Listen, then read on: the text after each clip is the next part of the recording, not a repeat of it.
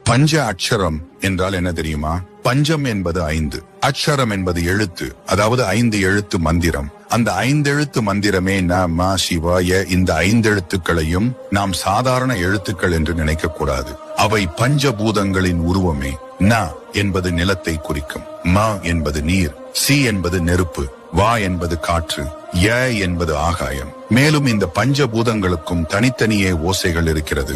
மண்ணை மண்வெட்டி அல்லது கடப்பாரை கொண்டு தோண்டும் பொழுது நஸ் அல்லது நங் என்ற ந ஓசை வரும். நீரானது ஆற்றிலோ ஓடையிலோ ஓடும் பொழுது மலுங் மலுங் என்ற ம ஓசை வரும். நெருப்பானது ஒரு காட்டு தீ போல பற்றி எரியும் பொழுது பாம்பு சீர்வதைப் போல சீரும். அப்பொழுது சி என்ற ஓசை வரும். காற்றின் ஓசையை தெரிந்து கொள்ள ஒரு சங்கை எடுத்து காதில் வைத்தால் வா என்ற ஓசை வரும்.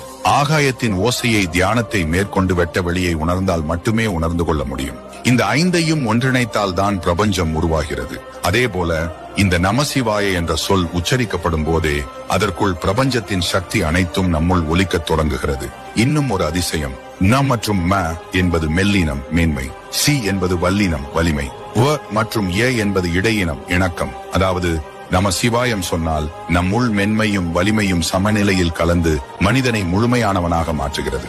ஞானிகள் கூறுவது 5 பூதங்களின் வலிமையை எவ்வளவு அறிவியலாலும் அளவிட முடியாது. அவை தனித்தனியே உலகையே ஆக்கவும் அழிக்கவும் வல்லவை. அவை ஒன்றாக சேர்ந்தால் அந்த சக்தி சொல்ல முடியாதது.